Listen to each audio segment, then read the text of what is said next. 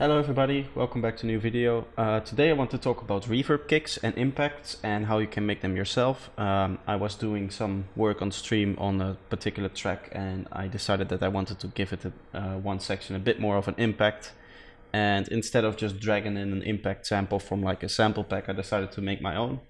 And there's some cool things in there which you can do, and without further ado, I just want to get into it.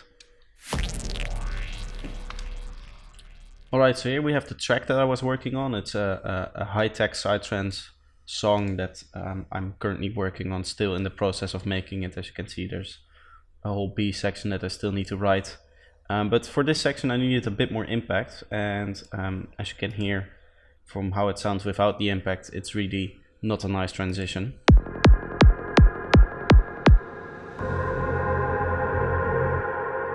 So I decided to do something about that with the impact that I made, and that sounds like this.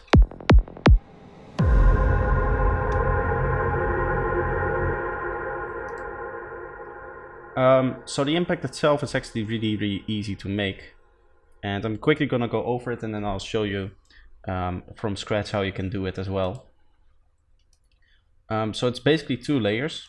You have this second layer here as well as this first layer, which is still just a kick sample.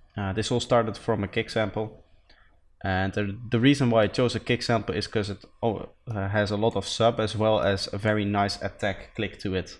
And I've used this old,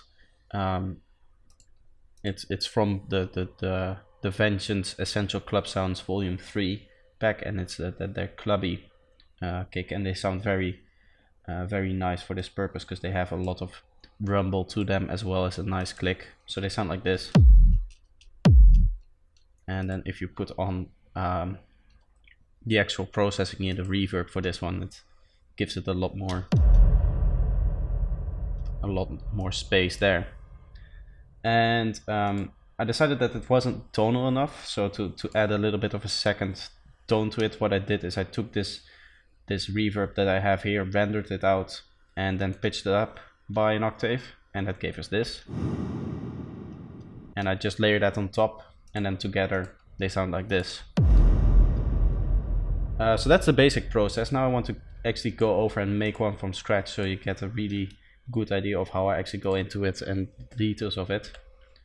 So I just start off with choosing the right kick drum, and again, as I said, I want something that's sounds a bit like this, almost like a techno kick, but I'm looking for something that has a really distinct click and not really a lot of noise.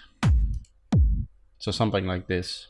I don't want to use the same one again, so we'll find a different one.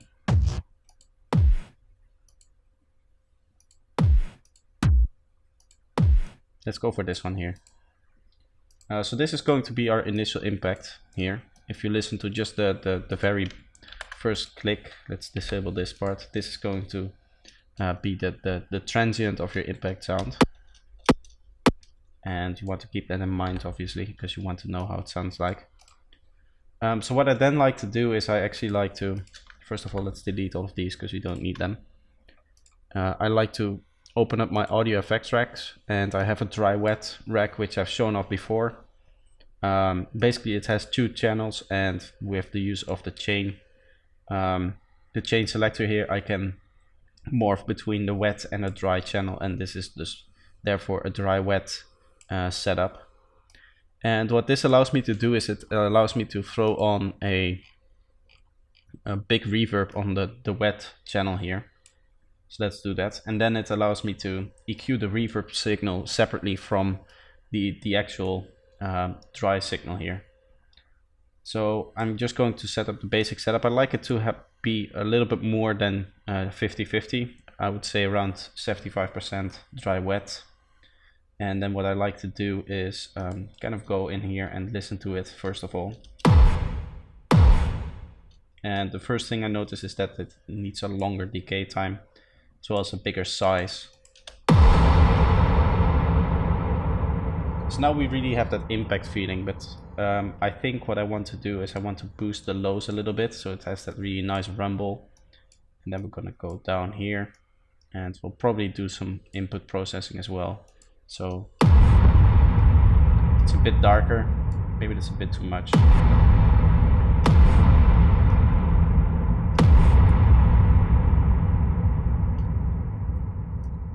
Alright, this is something we can use. Now I'm going to group this, and what I'm going to do is I'm going to add another audio track to this, and we'll just take an input from our original audio track. So that's going to be number 52 here. It's going to go into 53, and that allows us to record the reverb, which we're going to do really quickly here. We'll just do this, that's enough. And then we can give the little fade in like this, and I'll consolidate this into a new audio sample, and then I like to warp it, or not warp it, but just turn it up an octave, and this will give it a bit more power, as you can hear. And we can just layer that on top. What I like to do is make a little bit of a clearance for the initial impact to still be that lower kick, and then we'll finally turn this down a little bit, and then your impact should sound like this.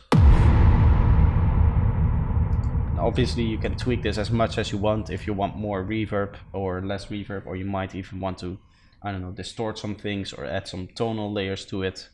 I have a sample pack with which you probably already know, with a whole bunch of impacts. This is the 100 subscriber special pack, and this is also the starting point for all of these impacts, but then I started adding more things, and then you can get sounds like this.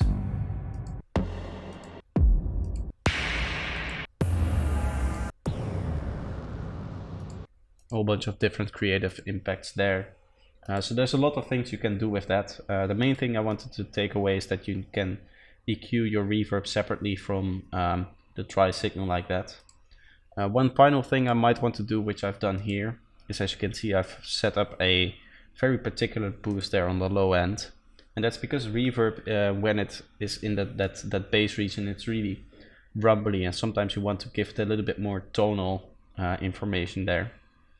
So first I'm going to open this one up, and I'm going to check if there is any information in the key of the track. So this track is in the key of F, and what I'm going to do is I'm just going to hover over my mouse until this thing reads F0, and then I want to see if there's any information down there, which there clearly is.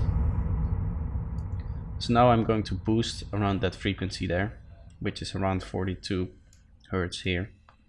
And then I'm just going to drag down on the lower one, and then by upping the Q values of both of them, we should be able to get a nice cut in here, as well as a boost down there. So that will give it a bit more tonal value there. You might want to turn down the volume a little bit.